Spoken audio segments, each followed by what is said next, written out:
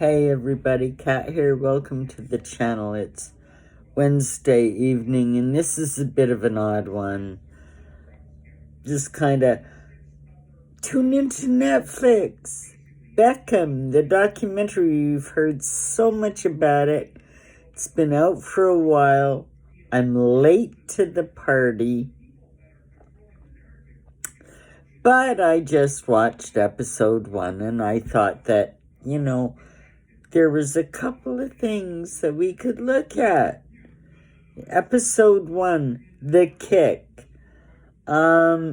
Within 10 minutes of this coming in, you can see when they look at David Beckham as a child and the level of talent he had and the little level of drive he had and the support from his parents. Even as a young boy,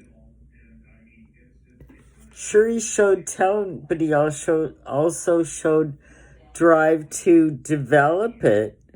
And what do we, just in comparison, because we can look at Meghan and Harry's Netflix documentary that we all had to slog through 6 episodes of, what did we, but we know that was all for show.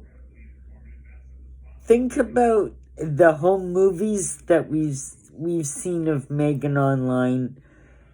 Remember her at about age 10 or so at that friend's birthday party?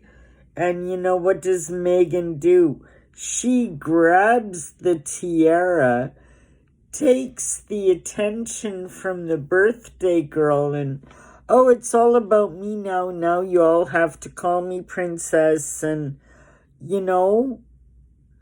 so even at tender ages, we can see the difference between David Beckham, somebody who now is reaping accolades for his work and his talent. And you've got somebody like Meghan that is, it's just pathetic. And this is an interesting thing to look at because, of course, we know that over time, the Beckhams and William and Kate, as well as Harry and in later times Meghan included, they all had relationships. And we know now that their relationship, Harry and Meghan's relationship with the Beckhams, has cooled considerably. We also know that recently David Beckham has been spending time with King Charles talking about beekeeping and all of that, because we know they're both concerned with, conservation and natural things, and so they've bonded. And the king has made David Beckham an ambassador for one of his charitable works. And we know David Beckham has been a royal ass licker for, decades, basically. He wants a royal title, he wants that little badge, right? And so he's cozying up to the king. They're bonding over beekeeping, which is brilliant. It's brilliant, whatever it takes. And Beckham will do whatever it takes. But it was kind of fun. The opening scene of the Beckham Netflix series is David out in the field with the bees, with the beehives. So he does take it seriously. It's not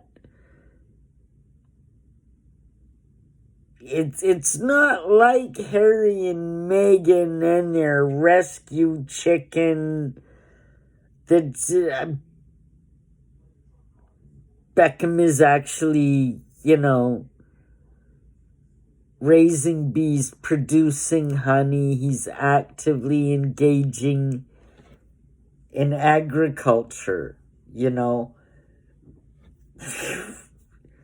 So, yeah, really, I don't know anything about football or rugby or soccer or what, I don't. David and Victoria, well, yeah, I know she was a Spice Girl.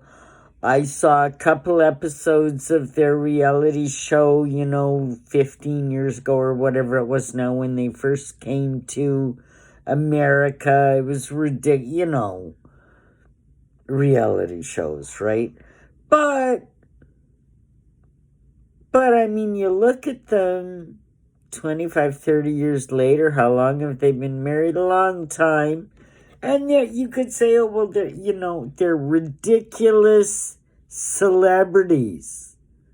Well, that may be so. But for people that have been around that long, other than a bad soccer play and perhaps, Victoria not being the most acute businesswoman, they really haven't had, he had what? An affair scandal? I don't know. I haven't learned about that yet. Who hasn't? Oh my God. And when you've been married for 20, and even whether it was true or not, and I have no idea because I haven't researched it, they seem to have gone past it. So good for them. So far my takeaway from episode 1 is he showed talent very early. His parents encouraged that talent. He found good people around him. Alex Ferguson, from the time he was 14, was a mentor. He had his first serious game at age 17. He was an instant star. During the episode, they talked to teammates and nobody's got a bad word to say about this guy. As opposed to, what you hear about Meghan. If you're just I'm just sort of, random viewer comparing two programs on Netflix. So far, Beckham, not so bad. I'll watch another episode. There we go. Have a great day, everybody. Like, subscribe, and leave me a comment. Love to know what you're thinking. Take care.